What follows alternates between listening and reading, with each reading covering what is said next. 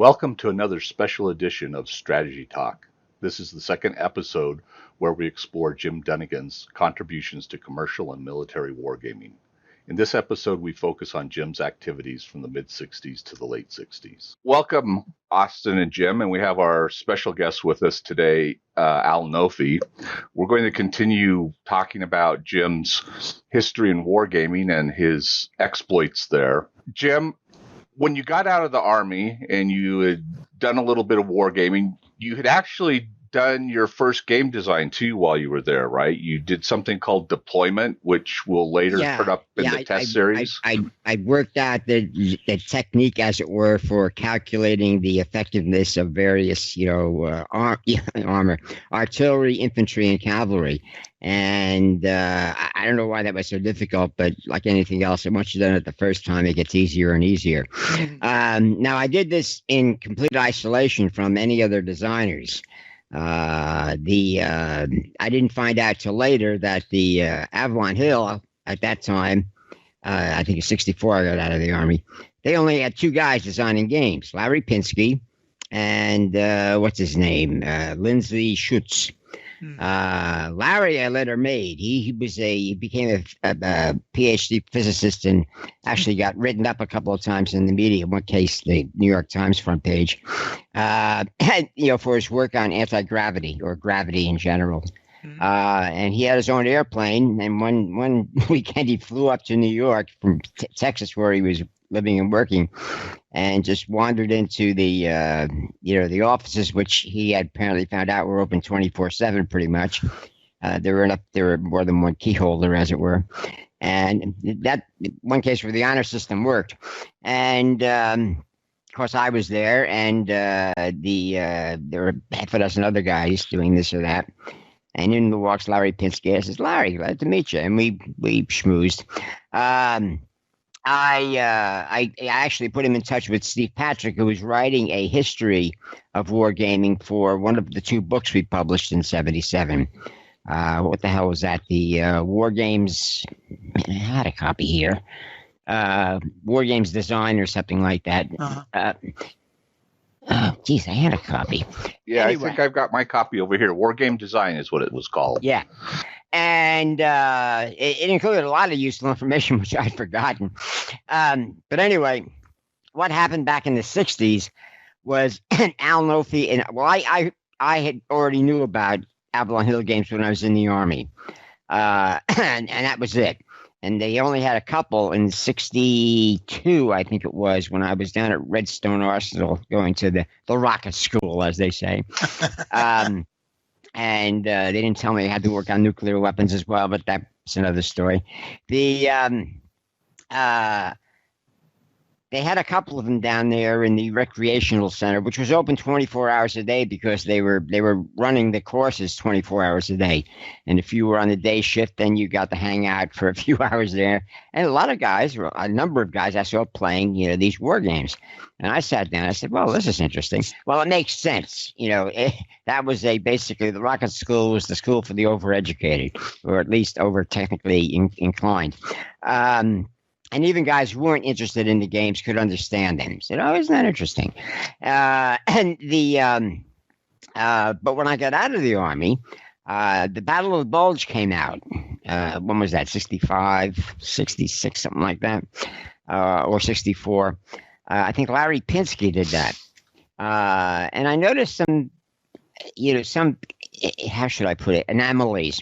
Because at that time I was doing research on World War II, and I discovered the World War II records branch, which was open to the public. Anybody could wander in. That didn't last, but anyway, they had all sorts of original documents in hundreds of filing cabinets, and it was a gold mine.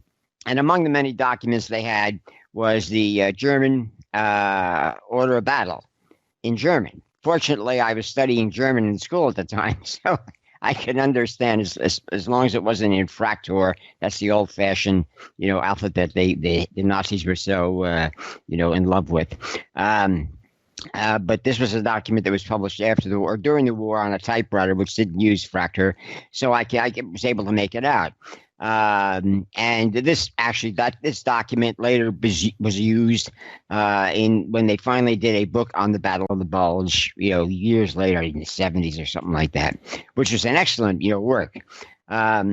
But anyway, so I wrote a letter to Tom Shaw. I said, look, I was down in D.C. doing some historical research, and told him about the World War II records match. Now, as far as I know, this didn't get Larry Pinsky chewed out. He was a high school student at the time. So this sound familiar? And they had no support staff down there. There was Tom Shaw, and it was in the warehouse. And he actually invited me to stop by and visit the next time I was in D.C. So I quickly scheduled another trip before I really intended to go down. And, the railroad was fairly cheap in those days. And I walked in. I showed him some of my research and what have you. And we discussed games in general. Then out of nowhere, he says, you know what Jutland is? No, I really didn't. I mean, vaguely, but not in detail. I says, yeah, it was a naval battle in World War One. That was partly grasping for straws, but I figured, what the hell? Because what I'd seen at the World War II records branch was people calling in, usually military people, but also academics, asking a question. There was they were the internet in those days, and so I'd be going through some documents, and there'd be a guy at a desk of one of the guys who works there, and saying some of the blah blah blah blah. He says, wait a minute, and he pulls open a folder and starts going, now let me think. I would think about that, and he's basically BSing for about 30, 60 seconds. And he says, oh, now I remember. And he starts reading off from the document, which is apparently a hot item. I forget what it was, on World War II history. And I saw them do that a couple of times, so I picked up on that. It says you can fake it for maybe 30, 60 seconds, then you better have something. And just by saying I knew about it, Tom then, unwittingly played his role. He says, "Yeah, nobody's ever done a game on that epic battle, between the Germans." And now it started. I said, "Yeah, now I remember it. I mean, not in any sort of detail." He says, "Could you do a game on that?" Now he had just finished explaining to me their system was to, for each new game, they would base the new rules, on the rules of the previous game. And I did know that, I did know about Fred T. Jane, because I'd already run into other war gamers and, miniatures and things like that. And I explained, well, Tom, this really wouldn't work as a traditional game, because you have to. I mean, you did Midway, and I think they did. I don't know if they Sink the Bismarck. Yes. I said it's like Midway or Sink the Bismarck, but when you get down to the tactical level, which you have to do, which you didn't have to do at Midway, in their Midway and their Sink the Bismarck, which was a wise decision, because it would have made the game much more complex without really adding anything to it. And I already admired, and this was Pinsky and Schutz, their ability to basically, get down to the basics. The problem was they were working with, available open sources. They apparently used maybe a local university. I never asked Larry his exact, process for doing it, but I just told him I admired the results. And I think we discussed briefly my World War II records branch, and he says, yeah, I couldn't get down there. I didn't even know that place existed. And I forget how I found out about it. But anyway, I explained to Tom that you had to have a tactical level as well as a strategic level, because it was a two-level battle. First, the two fleets had to find each other, and that might not have happened. I mean, again, at this point, I was how should I put it, relying on World War II naval history, which before radar wasn't very much different from World War One. And I says, and I knew that the battle fleets, went off in columns and what have you, and it was still back basically, Trafalgar all over again. Those admirals would have recognized it. So I said, it'll have to have like miniatures with all ships, except we can't have die-cut counters. And I says, I think that will appeal. to the gamers. And as far as the, using a ruler, we can include one with yards on it, so to speak, instead of inches. They don't have to be exact, but they have to be close enough, and they'll both be watching each other for any, obvious, cheating or anything like that. And I said, I've been, and now Al and I and a bunch of other local gamers had established the Friday Night Follies down in my place in Brooklyn. And that was 64, 65. So that started before SPI. Okay. Yeah, in fact, SPI came out of that because what we were doing, I was inventing all these new techniques for writing game rules and organizing them. Redmond Simonson, gets credit for perfecting it. He's much more, of a rigid organizer than I am. But I came up with the original basic idea because I took that bit of wisdom from Tom, which made sense. In most cases, a game will be able to use the same rules format and a lot of other stuff, CRTs, than previous ones. And at that point, I think even before we started SPI, I was talking about, game systems that might apply to a lot of games, while others might only apply to one. For example, I think in CA, the World War II ship game, that used a lot of the tactical stuff, but we were able to do it on hex sheet. I wasn't going to send people back to I've been told I ruined a lot of knees because people, crawling all over, hard surfaces or whatever with their little ships. But it turned out that was very popular. We made up, we Xeroxed from the Jane's fighting ships. They had these black and white, side and top. And we basically Xeroxed them out and made it and improvised with the name of the ship, and then copied those, and then we basically put them on shirt cardboard. You get shirts back in those days. You went to the laundry and they do your shirts and then give it to you on card folded with the cardboard. So anyway, that proved very useful. Between us, we always had a good supply of that stuff, and we'd apply rubber cement and let it dry, and then just cut it out. That's before we started getting die cutting cutters. So that was adequate. We were able to get the art from somewhere, Xerox it, arrange a master, and bingo. Redmond, when I finally met him, he was impressed by that, how well we improvised. And of course, he could do it much better, but he saw, hey, this is the basic idea is there. So Tom got his Jutland game, which proved more successful than he believed, and in part that was because people literally they got attached to the ships. I mean, there's something about the romance of the ships in general, but especially battleships. I'll never forget one playtesting session where a guy, I think he was playing the Germans, and he was enamored, as it were, of the Grosser Kurfürst, one of their major battleships, and it was getting hammered. And he says, "Look, I'll give you these two other battleships if you don't sink my Grosser Kurfürst." I mean, you can't do that. But the kid was really into it, and I forget exactly who it was. He probably doesn't want that. He doesn't want to be attached to that particular story. Maybe he does. But that was quite common. People would get, attached, as it were, involved with their various units. And with ships, it was very individualistic. It wasn't just a little square representing a battalion or a division. Right. Now, one of the aspects of Jutland that hadn't been in other games was that you could actually have teams on either side running the ships, right? Because I was listening to Herman talk in an interview, and he was talking about how he and his brothers would get down and play it in the living room and the kitchen and like that, but they'd end up with multiple people on each side. Yeah. It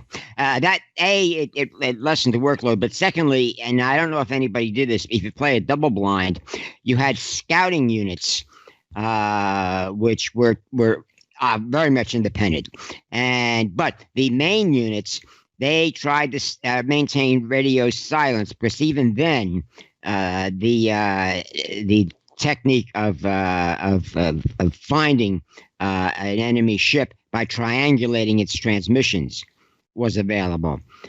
So they were using the old semaphores, the guys with the flags and what have you, or putting flags up on the mast, which was a code.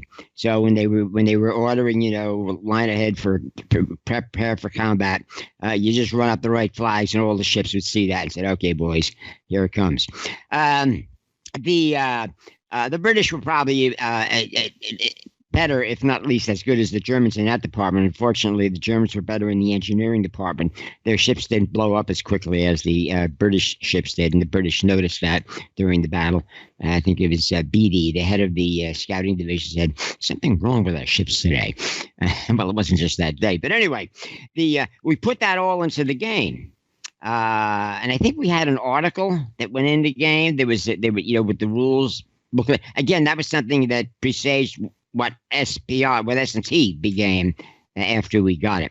Now, back to the Friday Night Follies in Brooklyn. Using the Avalon Hill General, which I think that started in 64, 65, it caught on real quick. And remember, this is before the internet. You basically had to write letters and stuff like that, or pick up a telephone, which is very expensive. There was no, practically free, long distance. It was a very different world. And, but we collected, I guess, maybe at least a dozen guys. There were some regulars, but there was at least a dozen people came through on Friday nights at my place. And I had my apartment looked out on the first floor roof of the building. It was the first floor extended further in the back of the lot than the second floor did. And we get out there, and I told them, "Look, just don't bang around. Don't create any holes in the roof or anything like that, and we'll be good." And we tested Jutland, as well as the von Richthofen, whatever it was, the World War II aerial game. Another one which made use of I think slightly larger cannons with the top-down view of the aircraft with its name and its stats, and that was very popular. And now anyway, this is where you met Al. Is on the it was Al. Al and I were the first two. I think he might have gotten in touch with me. Well, what happened was. Victor, it was either Victor or Dingman. We're already working with you, and I had done an article in the General, and one of them called me and said, "Why don't you come to so-and-so? He's doing Avalon Hill's next game." Well, they may have heard of it. Yeah. Well, no, they were with you. No, I'm pretty sure you were the first one to come over. Oh. And then bing, bing, bing, and then the others were notified, and we decided, well, why don't we try and test these games? Because that was the beginning of what we called for a while the Game of the Week Club, because I'd really gotten going, and I was turning out a lot of these games. These became the test series games. Right. Now, when I had designed, Jutland came out in 67, and that did so well with reorders. I mean, that's what really impressed Tom. They immediately signed me up to do another game on World War I. And I thought that was really pushing it, because even though it was the 50-year anniversary or something like that, it was a slog fest. I mean, even Jutland was a one-off. Once the Germans found out they couldn't, beat the British on the high seas, they just basically stayed in port for the rest of the war as a threat. I basically, started boom, boom, boom, boom, more games. And this is one of the attractions of the Friday Night Follies, because until then, there was only one or two war games a year coming out from Avalon Hill. And that's when I heard so many people complain, why can't there be war? And that's where the idea of SPI came from. Now, during the 60s, I ran into other war gamers like Phil Orbanes. Now, Phil was from Ohio, and he actually started a game company called Game Science. He got it first before he sold it to Luzacci, who was he was Air Force too, I think. Yeah. He was an air controller, down in Mississippi or someplace like that. Again, we were getting in touch with each other by mail. I mean, that sounds so archaic, so old-fashioned. You actually wrote, or in my case, I usually typed letters, but that's how it went. And so, things moved a little more slowly. Another character you met during this time was Jerry Purnell, right? I never met Jerry. Okay. I knew of Jerry. And Jerry knew of war games. Yeah. Right. And he wrote about it. And I think that's what might have connected me and Al. It was something which Jerry might have said, or somebody, because it was basically the general was basically gamers sending in, articles. And Right. unless they and if they were reasonably well written and what have you, and there was no obvious, libel or flaws and what have you, they'd publish them. So it was wide open. And there was also a letters section, which again proved a method for people getting together. Now, the problem was they didn't take any advertising in the general, so you couldn't buy ads. And this is what killed the Strategy and Tactics magazine without a game in it that Chris Crawford started in, 63, 64. He was based in Japan with frequent trips to Vietnam. He was a Chinese linguist. And he would fly in aircraft over Vietnam, sometimes North Vietnam or parts of North Vietnam, and translate in real time any Chinese language chatter that they picked up, which I guess proved useful because a couple of times his aircraft came back with holes in it. But anyway, he was getting tired of that because it was dangerous. And he was far away. I mean, his home base was Japan, but he managed to the cost of producing a glossy magazine, which was, I don't know, what, but they 32 pages, a strategy and tactics. It's like less than half of what it was in the United States, which he discovered when he got back to the United States. And also he had some guys over there in the Air Force, one in particular, who helped him out. But once he went back and got out of the Air Force, he lost all that. They weren't in the same base or even what have you. So he lost the support thing, and he realized that he couldn't make a go of it. It just wasn't economically feasible. Now at that point, Phil Orbanes was publishing games.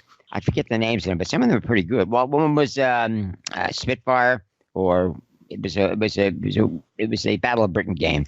And he did Battle of Britain, right? Yeah. And he did a couple others. They were all quite good. The problem is, again, he couldn't make his nut. He couldn't make it at least break even, much less profitable, because he didn't have distribution. And Avalon Hill wasn't going to give that to anyone. So the key to the success of a second war game company was Chris was willing to sell Strategy and Tactics to me. Well, at that point, I'd incorporated let me get back. Phil Orbanes, who was in New York, I forget where he was working. He was working some other management job. He got into business school, but he was a hardcore war gamer from the minute he found out about him in the late 50s, early 60s. He had made a deal with Revell, the people who made the plastic models. I don't know if they still do. They were interested in his Battle of Britain game, and they were going to do a tie-in. And he basically sold it to them, or they bought all of his games in return for royalties. Unfortunately, they never sold enough of the games to generate sufficient royalties. Again, a very valuable business lesson Phil learned, and a mistake he never made again. He eventually became a senior management in Parker Brothers up in Boston. And wrote several books on Monopoly, of all things. But anyway, I sort of stayed in touch with him over the years. The last time I saw him, I think was in the 90s. Anyway, he had to shell all that was left of his original Game Science Corporation. I think he sold that name off to Luzacci. So he had the underlying corporation, ODC, Operational Design Corporation, something like that. He basically put that forward as a corporate shell for the Poltron Press, which was not a corporation, it was a DBA, doing business as, and it was basically me. Now, at that time, before we published our first edition, that was Strategy and Tactics 18, the first issue with a game there. Now, my understanding is you incorporated, or SBI was started, right? Yeah, but it was incorporated as a separate corporation in 1970. I'll get to that in a second. Oh, okay. All right. Things moved fairly quickly in the late 60s. Right. For one thing, I was about to graduate from Columbia. That was taking up a lot of my time. Plus, I had a job as a night watchman, which was actually a bonus because I had computers, typewriters, all sorts of office hardware that I put to good use. Yeah, there's a story about you in Columbia about them dragging you out of the library to finish Jutland for them, but I'm sure it's apocrypha. But no, to finish Jutland. Yeah. No, I did research and I got a stack pass. You could buy one. Go into the stacks, and that's where I did a lot of my research. But actually, I did most of my research for Jutland over at a library that you didn't need a stack pass for. They had a Department of Naval Engineering and whatever, and that was open to anybody who was there. And that's where they had all the Janes going back to 1890s, whenever he started it. All sorts of books on warship construction and what have you. So that was a gold mine. But for 1914, I needed the stack pass. In fact, SPI maintained that stack pass until I left. Other guys could use it.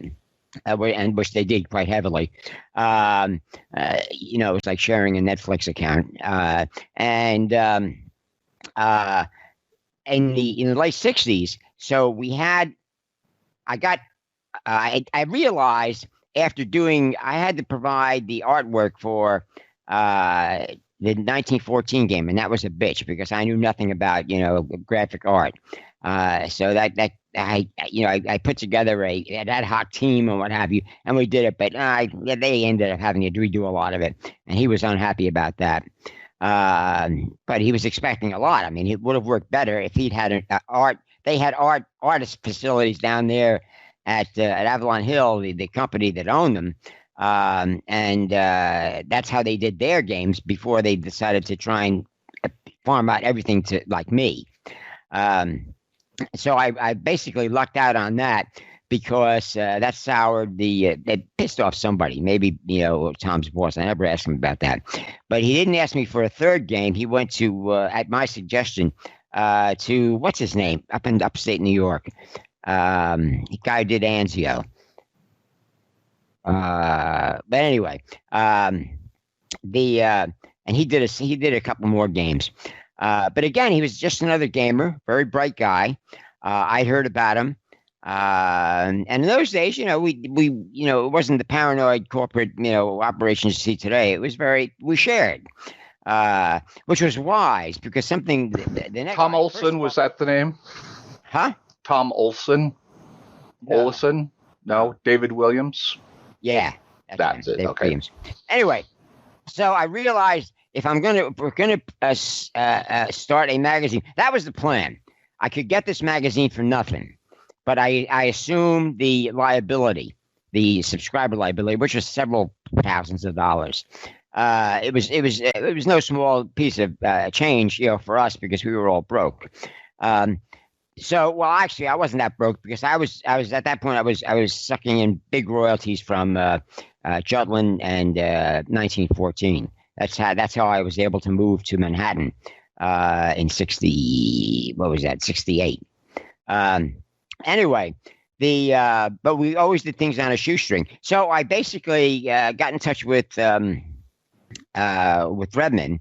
and invited him down to the office building, which I had all to myself. And how did you know about him? Because he was the artist. He did art for the old Strategy and Tactics. Ah, okay. He had discovered that. He was impressed. And he had been in the Air Force Reserve, and he'd been activated for a year or two, basically doing artwork. I don't think he ever left the country. Mm-hmm. This is the Vietnam war was in full blast bloom. In fact, for a while, I was afraid when Johnson started out, I was afraid they were talking about calling up the reserves. And in those days, you were in for 2 or 3 years, and then you were in the inactive reserves for 2 or 3 years until your 6-year obligation was fulfilled. And the guy I shared the Brooklyn apartment with for a couple of years was in my unit. We decided we were both going. He wanted to go to New York to go to an electronics school, and I was going to college to be an accountant. Anyway, he was there for about 2 years before he finished his course and went back to Indiana. But anyway, I realized that I needed an artist, a really good artist, and I saw what Redmond was doing, and I brought him over to the night headquarters. I was working from midnight to 8 a.m. and going to school by day, so wasn't a lot of sleep. And we sat down and talked. I showed him what I was doing because they graciously allowed me to have a filing cabinet back there, on the first floor to keep my research materials and what have you. And I showed him what I was working on, and et cetera, et cetera. I gave him my idea for the new strategy and tactics. He was interested, and I said, but he said, he says, he didn't make anything off the old strategy. I says, look, I'll give you half of the company, because I figure, what the hell, it's not going to be worth much if it hasn't got good artwork. And I recognized Redmond as a first-rate graphics artist. He had basically gone to Stuyvesant, which was a school still around in New York, where you had to basically, and they have the graphic arts, commercial art program, as well as engineering and what have you. And you had to take a test to get into that. Then there was the school down by another free college, which had been established, back in the 19th century, which had an engineering department and a commercial art department, or an art department. And again, that was free. If you could pass the examination, which involved bringing in samples of your work and what have you, it was free. So he was getting basically a free ride on talent, all through high school and college.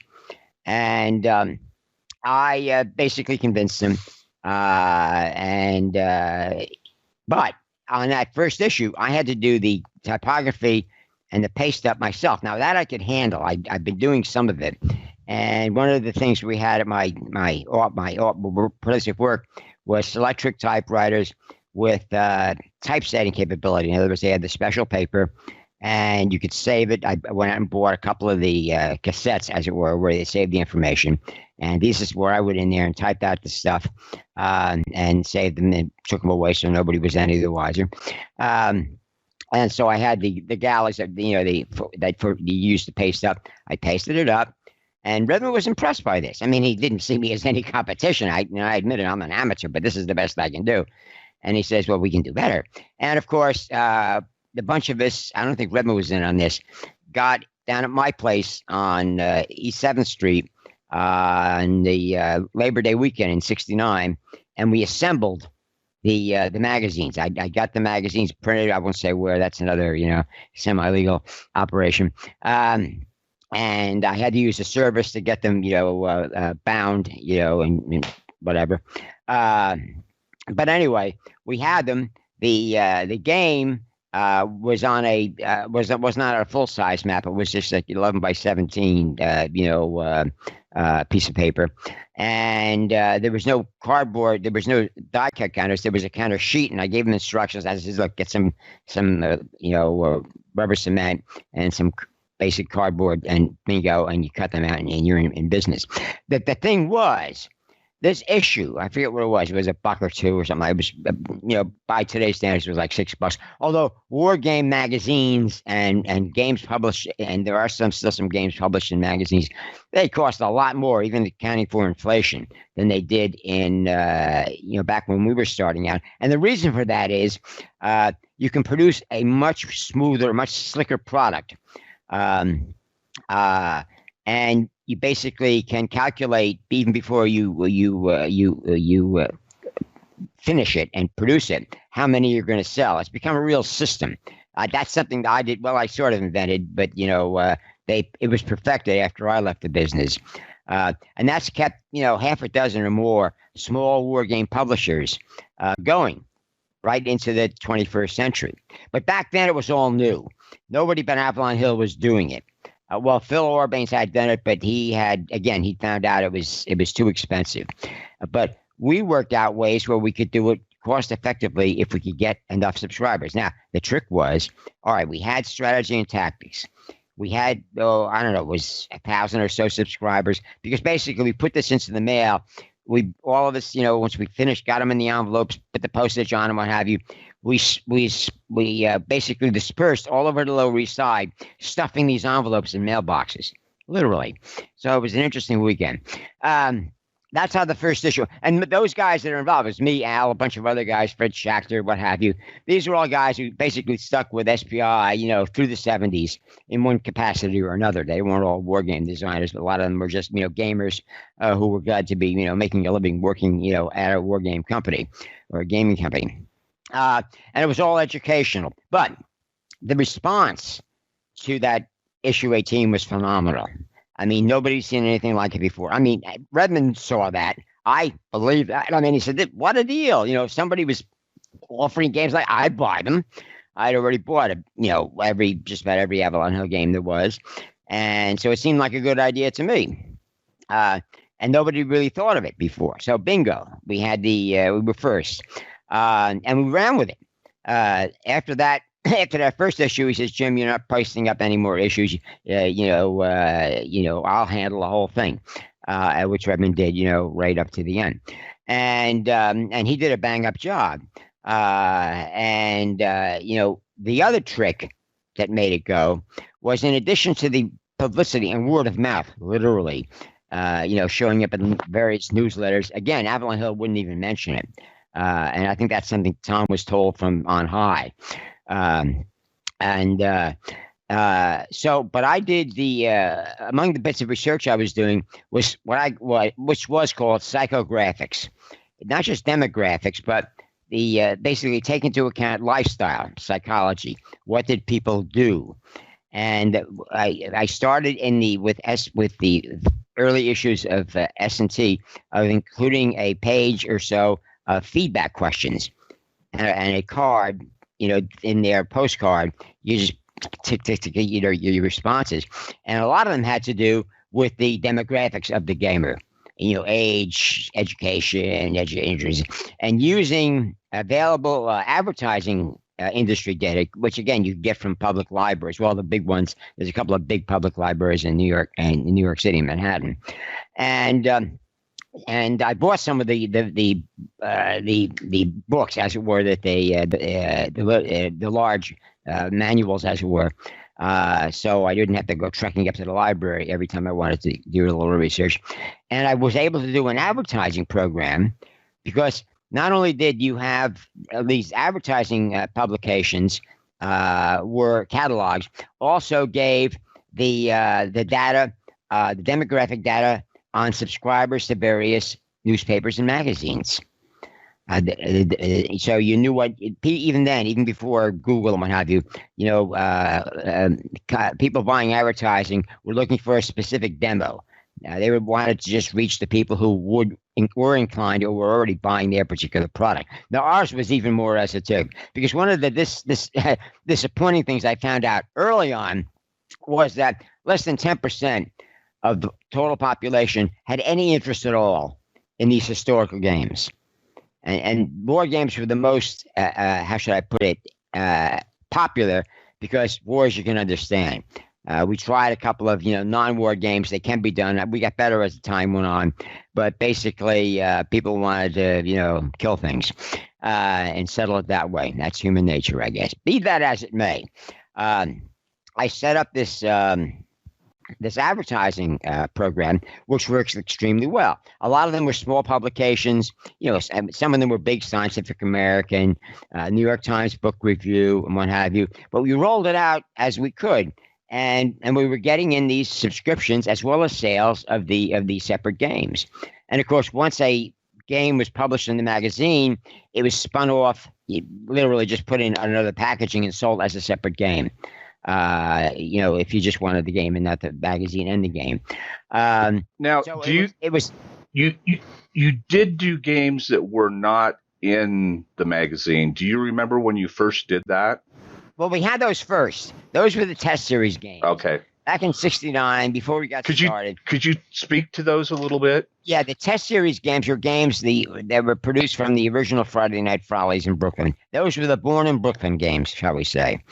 And they were tested extensively. I mean, basically, the guys came, various gamers came down. What attracted them was they got to play a game nobody else had.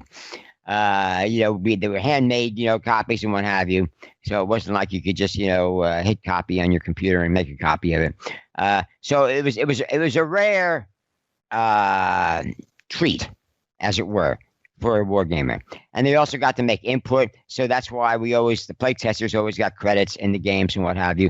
And somebody who was really, hardworking, we'd say you're the developer. I mean, somebody who would help rewrite the rules and what have you, and basically proofread stuff like that. So we invented the new nomenclature. There weren't editors. Well, there was an editor. One thing we finally ended up doing was we literally got an editor. We hired an editor from a technical publication, or a company that basically put out scientific journals. Who could understand war games. He picked up on them real quick. What the hell was his name? He ended up going down to D.C. and working for some big, government Beltway bandits, contractor. But anyway, so Redmond basically had this editor. He edited artwork, but he had a rules editor who basically just went through the rules and said, hey, this doesn't make sense. I say, basically what a copy editor does, but not just a copy editor, an editor. Says, this seems confusing. You might want to move it to here, move it to there. By the mid-'70s, we had a computerized microcomputer, driven typesetting operation right in house, and this was state of the art, as it were.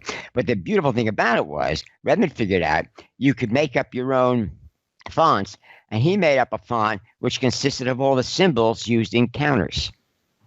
A huge array. You're basically, it was dozens of images. And so you could set, like, instead of setting type for words, you could set a layout for the counters for the playing pieces. So we were far ahead of anybody else in automation of all this business. And when microcomputers came out back in '77, I think we started getting those.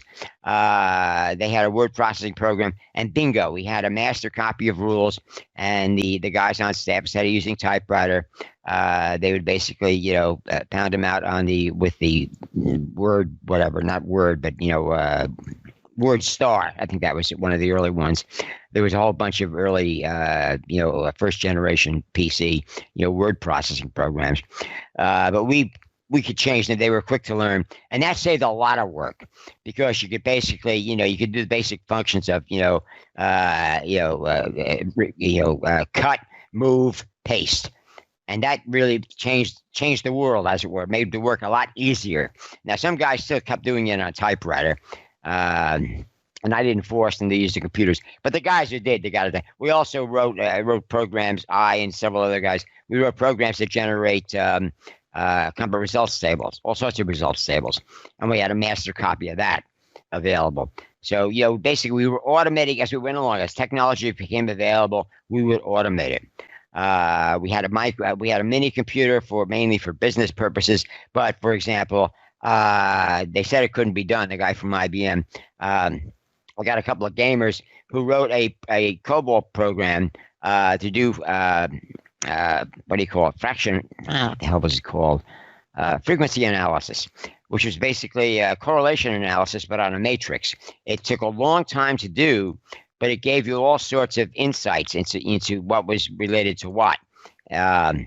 And we had to run the mini computer over the weekend to do that to each edition of the feedback results. We get a couple hundred of these cards back, and we had the kids, type them up onto those early on. We were using the 96 column cards, and then we could type them directly into a form on the computer, the terminal. But anyway, so you can see what we were doing here. We had a system that avoided error and allowed us to publish a lot of games without a lot of risk. Because other publishers, even while we were doing this, there were a lot of other new publishers starting up, and they were quickly going bust because they didn't have a way to pay their nut to cover their expense and have profit. It took us a few years. It wasn't until the mid-'70s we were in the black. And we freely shared all this information. In fact, the 1977 War Game Design, I did a chapter there on the business of wargaming, and I basically laid it all out. And I had God knows how many guys came to me later and said, "Boy, that was a big help."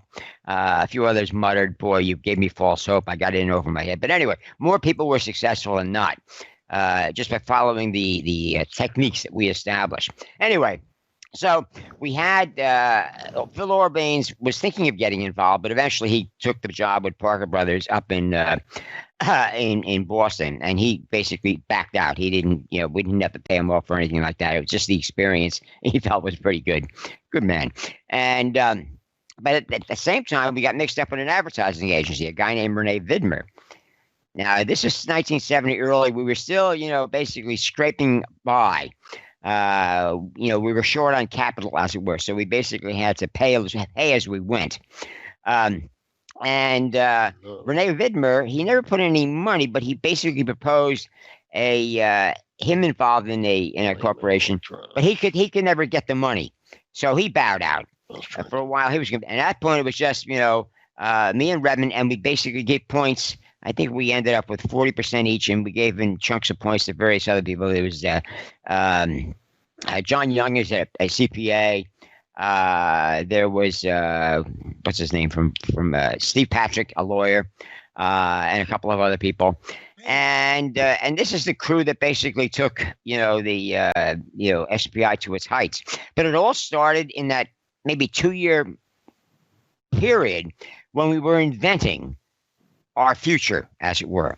And that's how Tom Shaw came back and said, "Gee, Jim, you're doing great." He recognized it. And his boss, Eric Dott, who owned the company that owned Avalon Hill, he noticed it. And he says, "See if you can, make a deal with these guys." And Tom and I were never on bad terms. We were always the best of buds. But, any business decision he wanted to make, he had to get past Eric. So finally I said to him, I said, "Look, I'll tell you what. I'll make you an offer you can't refuse." Or Eric can't refuse. I says, we get feedback on every new game in the magazine. And those are the games that sell the most, that reach the most people, because at that point we were up to 10,000, 15,000 subscribers. We peaked at about 35,000. And I says, we publish those results anyway. But anyway, if you see a game that you like, we will let you basically do it, or for a fee, depending on how much royalty you want to pay. Redmond can do the artwork. And he was impressed by Redmond. And the first thing to go through that process was Panzerblitz, which was published in the magazine as Tactical Game 3. We were doing a whole series of tactical games. I'd sort of like to get back to those test series games, because I'm just curious, how did those were not part of S&T, right? They weren't. You got people to subscribe to be playtesters in essence. Well, that was always the case. Although I did have standards. I mean, whenever the new issue came out, everybody knew that I would take it home and I would sit down, when it was quiet, nobody could bother me, and I would try and play the new game. Now, that was the acid test. I basically trusted everybody. They knew what the company, policy was. You did your best. Now, we had a couple disasters. And there was no doubt that people had screwed up. And I let them know. In fact, in one case, they screwed up so bad, I won't name names, that there was no game that was supposed to be a magazine game. And before it even got to the point, the art department, the editor down there, he called me, he says, "Jim," he says, "this is not going to work. There's no way we can salvage this in time." So what I did literally was I sat down, and within 12 hours, I generated a publishable game overnight. That was that Battle for Germany? I think it was. Yeah. With that you were playing both sides, each player was playing both sides, and that was extremely popular. Now, I had the idea pumping around, but it was nothing more than an idea. I never put anything down on paper. But we had our library at that point. This was 75 or 76, and And I don't think we told our customers until it was all over. They were hey, this is a great game. I says, yeah, it was done in 12 hours from start to finish. I mean, literally, when sun came up, I finished typing up the first draft of the rules, and I turned it over. Said, now you got to play. Says I picked the developer. You can go back and see if you have a copy of the game who the developer was. And I said, all right. Test the shit out of it, but it was a straightforward design. It was easy to develop because there weren't too many. It was building on existing technology, as it were. And it was just that insight of the two players. The closing in on Germany. Basically, what it was one player would command the Allies on the Western Front, and the Germans on the Eastern Front, and the other player would play the Russians, and then the Germans on the Western Front. And that provided a type of competition you rarely see in a war game. But it was that situation. And that's what we were able to do. A lot of gamers, one thing I realized very early on, when you got a room full of gamers, I could not say I was the smartest guy in the room, even though I was the most accomplished war game designer. Because I said, look, there are a lot of you guys in this room hall, whether it was at the convention or whatever, that could probably do a better job than I did. And a lot of them eventually did. But a lot of them just didn't want to be bothered. I mean, it was work. They had jobs. They were going to school and what have you. But this is when you develop the concept of, you've said it several times, which is the game is the game. Well, right? Yes. Yeah, that was a favorite quip of mine of Mark Herman. He says, once you get the basic game, and this was in the War Games Handbook. This is on the one that's available free online. Right. And that was the second edition, I think. Basically, I describe it. I says, look, once you have, it's a 3-part process. First, you do your research. You think, keep it in your head, and then you do a quick and dirty prototype. Now, the more experienced the gamer you are, the more finished the prototype will be. I mean, that's what I did with the Battle for Germany. That prototype, baby, could literally have been published in 48 hours. If you had enough playtesters in there to play the crap out of it, because it was a simple game, didn't take long to play. Players loved it. It was just one of those, games that had a mechanic, as it were, a MacGuffin, an element that just made it fun to play. And it was, you learned something about World War, the end of World War II politics as well. The players, realized that, if they wanted to, go and publish war games, the tools were there. Because once you had a prototype going, I said you start playtesting, get as many playtesters as you can. At that point, late 70s, a lot of guys had PCs. Apple came out. Yeah, there were word processing programs that saved a lot of the work, because a lot of war game rules was revisions, editing, as it were. Right. And that saved people a lot of work, and you could do a much better job. People would get tired retyping, the rules again and again and again. So that was great for morale.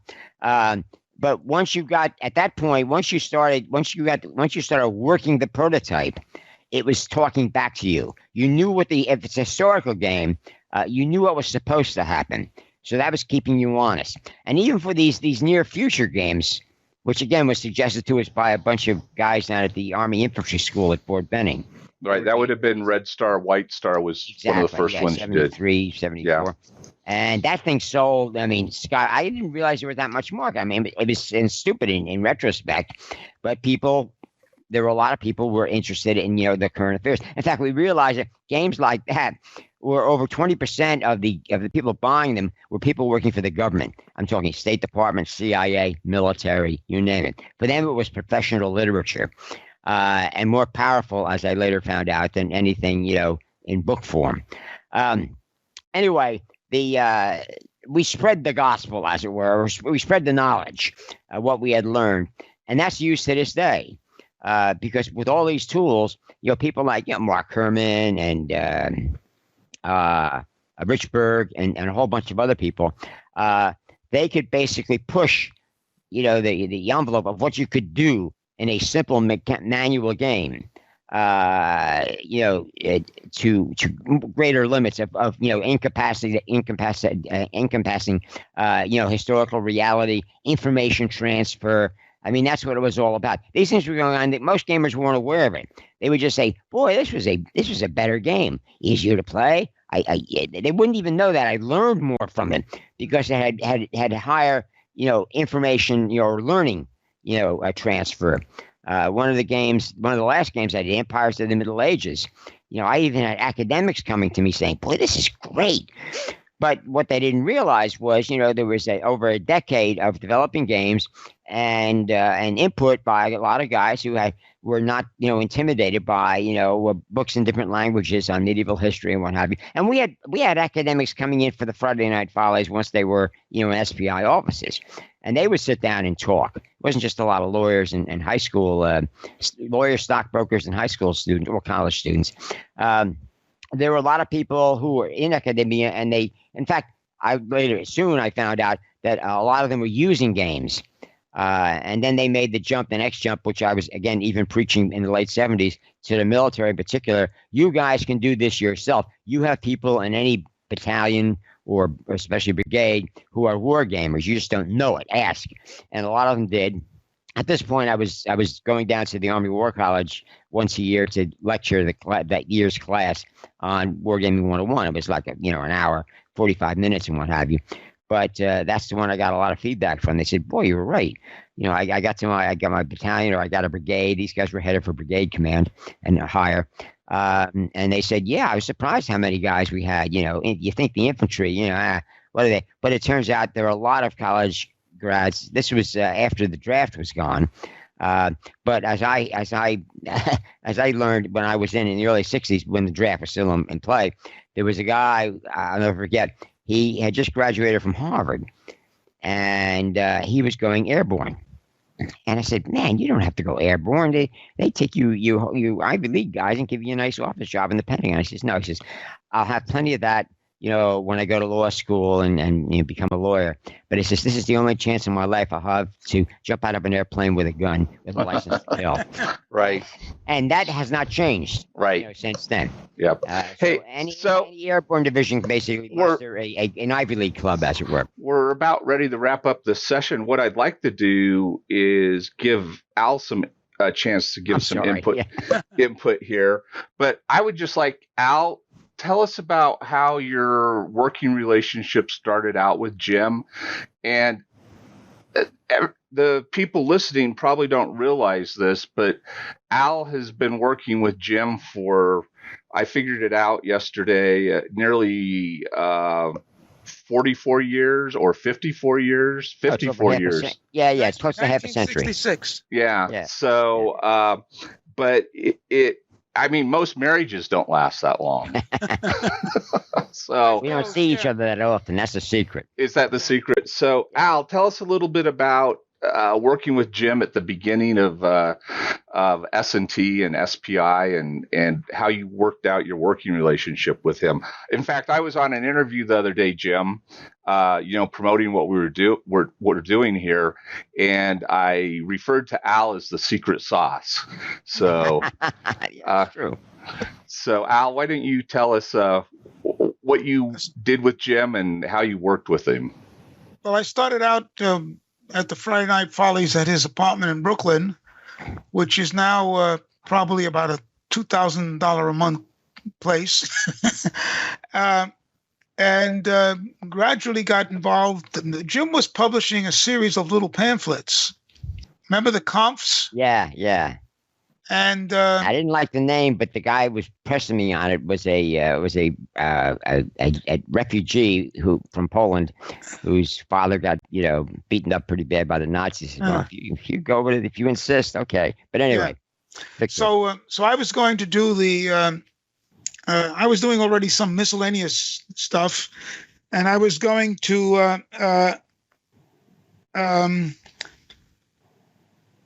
do the Waterloo pamphlet and the North Africa pamphlet, I believe.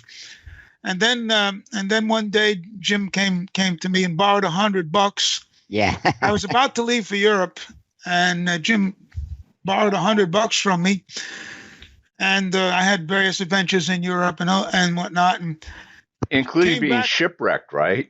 Yeah, well, yeah, that's a long story. Yeah, that's a long story, but I know Jim in the Complete Wargamer or the Complete War Games Handbook, he mentions that he was a little bit pinched because one of his main guys was shipwrecked when they were starting to do the test series games and like that. Yeah, yeah. So when I got back, I suddenly discovered that I was the research director of what was it called? Was it still Poltron Press? Yeah. It was Soon to be Poltron yesterday. Press. Yeah. Yeah, and aside from wargaming stuff, Poltron Press published one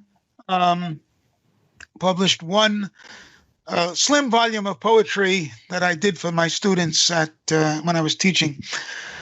Anyway, so the North Africa thing began to become the series of articles. I mean, Jim had hit upon a really important thing. To backtrack a second here. Lots of people are interested in military history, but not that many are interested in wargaming. So Jim turned S&T from a wargaming magazine, which was devoted to all kinds of wargaming, to a history magazine that was about wargaming, in effect, that used wargaming to help explain history. So that the idea was that even somebody who wasn't interested in wargaming might be interested in the magazine because we had this sort of analytical approach to how to presenting material, to the point where West Point was using some of the articles in some of their classes. I don't know if you remember Colonel Hamburger. Remember him? Oh yeah. Yeah. Because he found that they were easier to use in explaining Napoleonic warfare or World War I or World War II than some of the heavy-going textbook stuff, especially since starting cadets frequently knew diddly about military history, and most people who wrote about military history wrote for people who already knew something. So then, I started doing the articles, and at one point, I don't know what happened, but I mentioned to Jim, you ought to do a game about the revival of infantry during the Renaissance. And he said, well, why don't you do it? So that's where Renaissance of Infantry came from. But the thing that was most important, I'm not a very good war gamer because I'm much more interested in what you can learn from using games, and especially from designing games about history. So we developed a good relationship. Like on Fridays, we'd sit down before Friday Night Follies, and Jim would say, for issue so and so, I'm thinking about doing this and this, and it's going to be like sort of like I don't know, a campaign for North Africa, say, going to be sort of that system, and but it'll and it'll have this many counters and whatnot, and and we'd talk back and forth, and I'd take notes, and then I'd wander off to the library and see what I could find, and that worked out pretty well.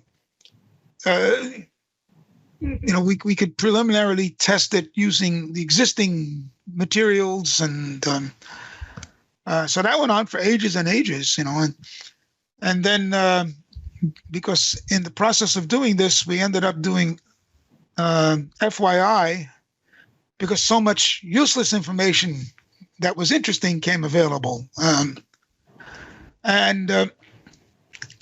So one of the things I think that made the games particularly valuable was just the magazine was always useful for both people who were seriously knowledgeable about military history and for people who knew nothing. I mean, you pick up your ordinary book about anything, World War II, any war, and they start off with an assumption that you know what they're talking about. Yeah. One of the things that's interesting is the first episode of this that we posted up on YouTube is that we got feedback there, and one of the comments was, I wish that the old S&T was around, because the articles that are done today in the war game magazines are just not of the same quality that S&T did, and information and like that. Of course, for the modern stuff, they can just come to the strategy page now. Yeah. But that I just picked up a copy because I told you I'm doing some research on solitaire games like that. I picked up a copy of The Fall of Rome, and you, Al, have written an extensive article in there on The Fall of Rome, which, you just don't see that same level of detail in some of these other wargaming magazines today. It seems like, and sometimes the articles aren't even very connected to the game that they're doing. So, yeah. Well, again, that's editing. Myself and Al and a couple other guys, we realized, we knew what we wanted.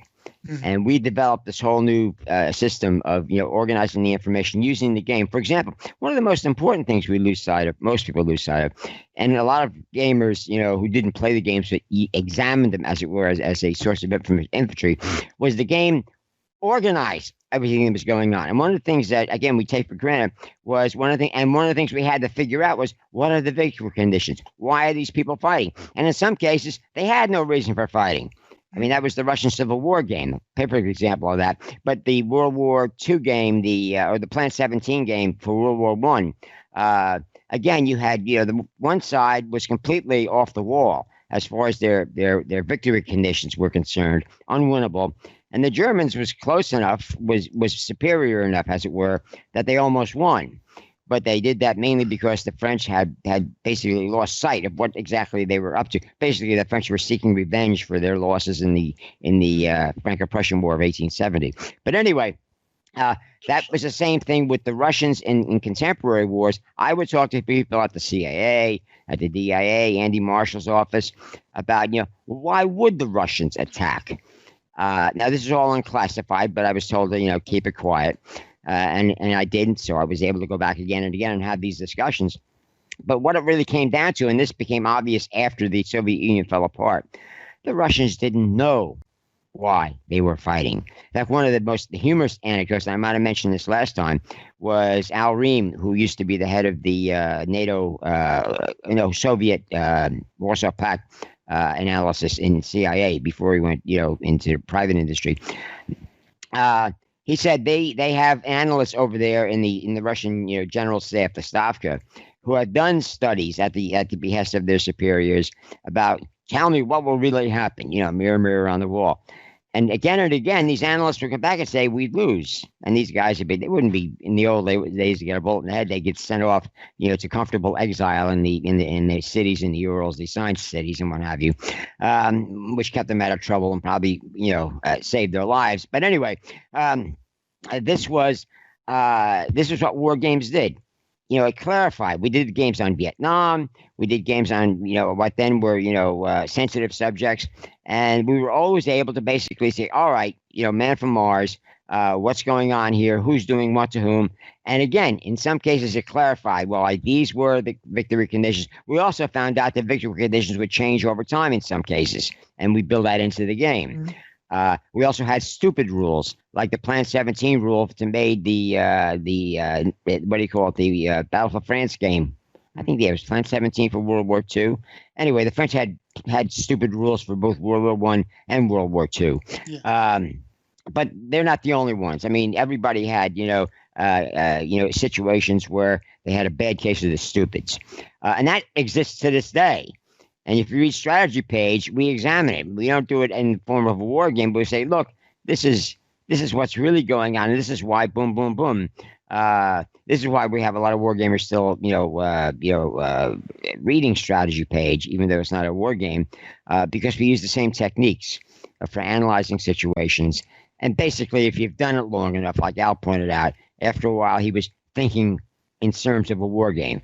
Right. I was doing that. A lot of the other old timers, I think everybody involved in this conversation. And if I'm almost finished up with Phil Saban's book on simulating war, the professor in England that does the war. He's a war studies guy, and he talks exactly about this. Of course, he praises you all over the place, Jim. I don't know if you've read the book or not. But, no, I haven't. But anyhow, it's time for us to wrap up.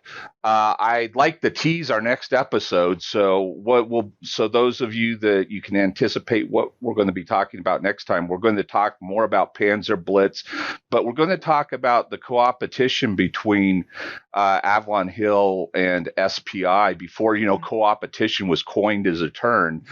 Yeah. Avalon Hill and SPI were doing it, and we'll talk about some of the games that weren't SPI games, but that Jim did for them, the outdoor adventure and some survival. of the outdoor survival. That's a funny story. But anyway, good. Yeah, and so we'll be doing that, and then we'll wrap things up by talking about the Friday Night Follies and the number of great game designers that came out of SPI, starting in the Friday Night Follies and then becoming employees and designers and like that. But also, one of the things that people don't realize, Jim, is the number of people that came out of that whole thing that went on to become higher ups in the CIA, ended up being generals, ended up being State Department, higher up in the State Department. And we'll try to bring up those people and talk about that. And so that will be our third episode. And I can't tell you guys, I'm so excited to do this. I had a hard time going to sleep last night knowing we were going to get to talk about some of this stuff. So it's been a great experience, and we'll talk to you guys next time. Okay, 4 weeks. Okay, take care. Bye.